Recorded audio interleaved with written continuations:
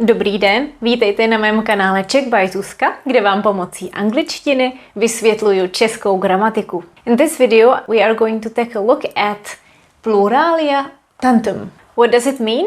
You don't have to worry about this term. I'm basically going to be talking about nouns that are always in plural. Plural tantum means plural only, and it comes from Latin. Just like in English, when you have scissors, you cannot say a scissor, it's always scissors. When you translate scissors into Czech, it is nůžky, and nůžky are as well plural only. We'll come back to this in a few minutes. I want to give you a brief overview of words that are in plural only, and I will also explain why it is good to know that they are only in plural. We're going to start by another word that is always only in plural. If you've been to Prague or you live in Prague, you definitely got on a subway and you definitely have heard this famous announcement. Ukončete prosím výstup a nástup, dveře se zavírají. Dveře se zavírají. Dveře se zavírají. The doors are closing. Dveře is doors, but also a door in Czech. So when you have this out of context, you could think that it is door and doors. And the verb also tells us that it is in plural. Dveře se zavírají. This ending is typical for they. Oni. Dveře se zavírají. The thing is, if you wanted to say that one door is closing, it would be the same form as if you wanted to say that all the doors are closing. The form of the verb would be still the same because you are referring to the door, which is always in plural in Czech. It is incorrect to say dveře se zavírá, because in Czech, dveře is always in plural. There is no way around it. And this doesn't only affect the verbs, it affects everything that can take plural. For example, demonstrative pronoun ty dveře. Ty dveře could be that door or those doors. In Czech, you wouldn't know. If you don't have any context, you wouldn't know if you're talking about one door or several doors. Let me give you another example. Kalhoty, those are trousers, or džíny, jeans. Just like in English, there are always trousers, you don't say a trouser, and there are always jeans, you don't say a jean. In Czech, you can guess by the ending, because we have Y here, that indicates that a noun is in plural. Another common ending would be E for these plural nouns only. So when you look at trousers or jeans, they come from two equal parts. That's why we use these nouns, these specific nouns, Pluralia Tantum, refer to something that comes in pair always, or is a set of something. It's an inseparable set. Just like trousers, you usually buy one pair. You wouldn't buy one half. And if you do need to refer to one half of those trousers, the trouser leg, you use a different word, you use nohavice. And that one can be in plural and singular. Ta nohavice, jedna nohavice, dvě nohavice. So back to kalhoty and džíny. They're always in plural. We can notice it from the ending. And once again, why do we need to know that they are always in plural? Well, because of the grammar. If you wanted to say two pairs of new jeans, you would say dvoje nové džíny. We use a specific numeral for these nouns. I'll talk about it later too. Dvoje means two sets, two pairs. You cannot say dvě džíny. The adjective is nové. It is the form that is for feminine or masculine inanimate plural. So these are the endings. Koupila jsem si dvoje nové džíny. I bought two pairs of new jeans. Koupila jsem si dvoje nové džíny. Ty džíny byly ve slevě. Those jeans were on sale. Ty džíny byly ve slevě. Džíny is plural and will always be plural. It affects the adjectives, the pronouns, the verbs, and the numerals. When it comes to the pronouns and the adjectives, you would use the form that is typical for feminine and masculine inanimate in plural because they have identical endings, as you can see here. They always have identical endings in plural. For numerals, you have to learn specific numerals used for these types of nouns. And the verb refers to oni, because we treat it as feminine or masculine inanimate in plural, they. Well, this makes sense because in English you also say jeans. So you would say jeans were, those jeans were on sale. You don't say was on sale. And now let's take a look at some more nouns that are always in plural. Clothes and accessories. So we spoke about kalhoty, džíny, and we can also add kraťasy. Kraťasy. We also use a more English version, šortky. Šortky, shorts. Šaty. Šaty is dress. So this is different. Šaty in Czech is grammatically always in plural, whether you talk about one dress or several dresses. Plavky, swimsuit. Kalhotky, those are panties. Trenýrky, boxer shorts. And hodinky, hodinky is watch or watches. And I bet that everybody knows this word, brýle. Brýle is glasses. So if I were to translate these words out of context, I would say that these are trousers or a pair of trousers or more trousers, šaty, a dress and dresses, plavky, swimsuit and swimsuits, etc. Let's describe these clothes and accessories. Let's do it in an easy way. We will use two adjectives, new and blue in Czech. Now, which form to use? Do you remember? We have to use the form that is feminine plural or masculine inanimate plural. So new is nové and blue is modré, modré. You can say nové modré kalhoty, new blue trousers. Nové modré kraťasy, new blue shorts. Nové modré šaty, new blue dress. Or dresses, again, we don't know if it's plural.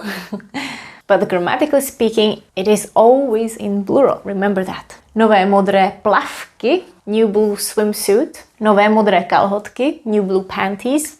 Nové modré trenýrky, new blue boxer shorts. Nové modré hodinky, new blue watch. Nové modré brýle, new blue glasses. Of course, this is only the nominative form. If we wanted to use a different case, then you have to use that specific case, but still referring to the same gender, the plural of feminine or masculine inanimate.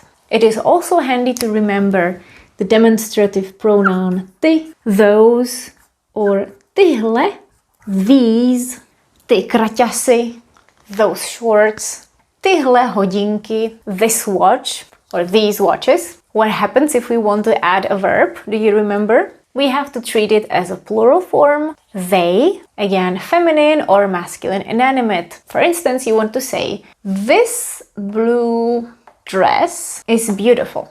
Tyhle modré šaty. And then how do you say is beautiful? The dress is beautiful. Well, you have to think, oh, šaty, šaty, so, šaty, so. So, and then how do you say beautiful with this ending? Krásné. Tyhle modré šaty jsou krásné. In past, it would be byly, ending with y. Ty nové šaty byly drahé. That new dress was expensive. Ty nové šaty byly drahé.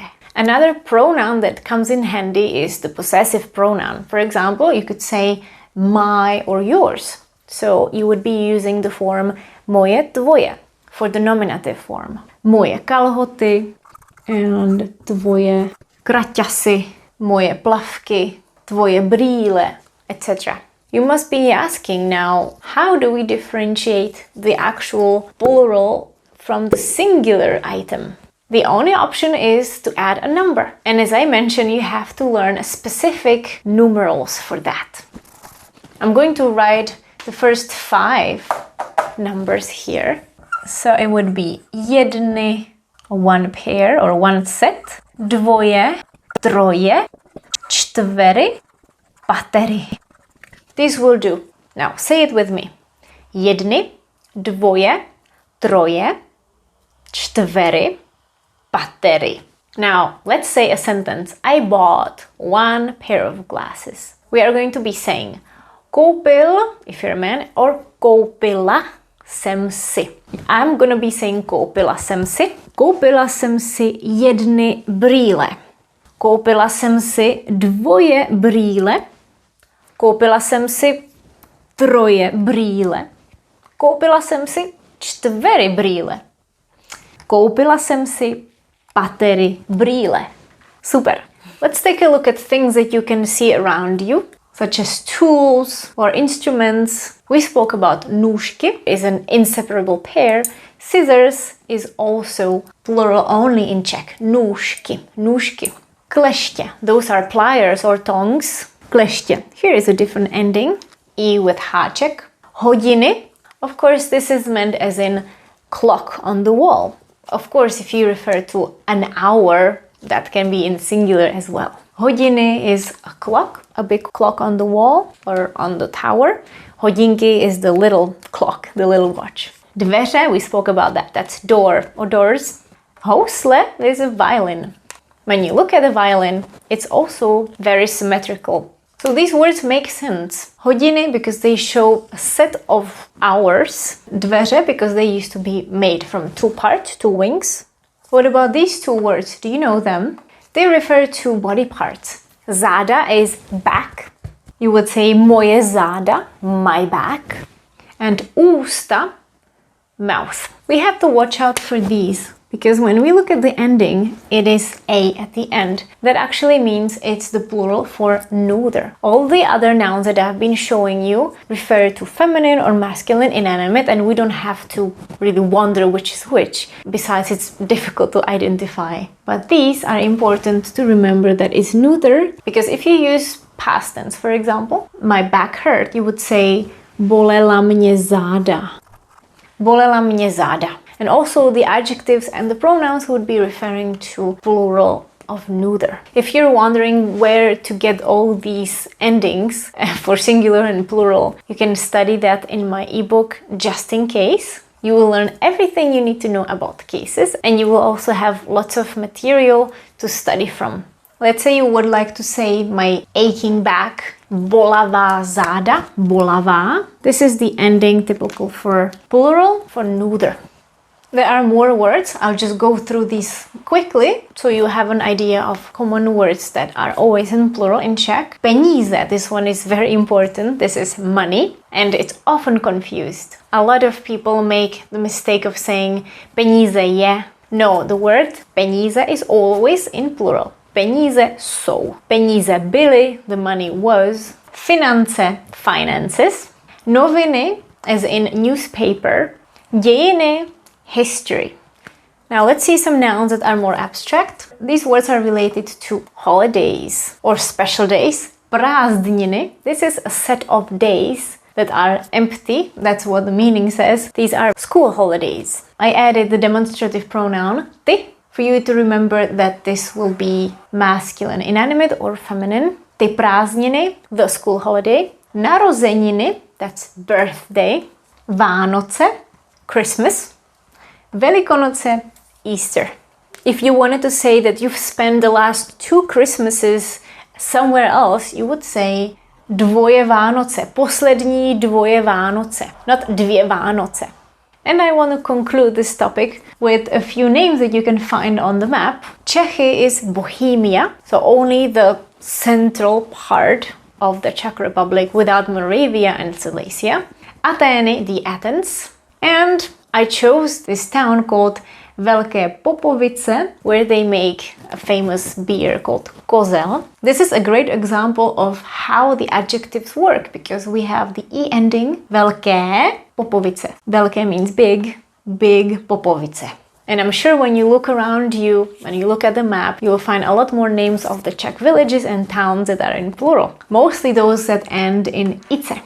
So this was an excursion into the world of plural nouns, always plural nouns in the Czech language. I hope you learned something new. Do you know another word in Czech that is always in plural? Write it in the comments. To je ode mě všechno. Mějte se. Ahoj. Thanks for watching. By the way, do you know that it takes me about 10 hours to make a video like this? I do this in my free time, and it has become a part of my daily routine every week. If you want to support my work, you can do it by liking this video, sharing this video, subscribing to my channel or making a one-time contribution on Buy Me a Coffee. Uvidíme se příští týden. Čau.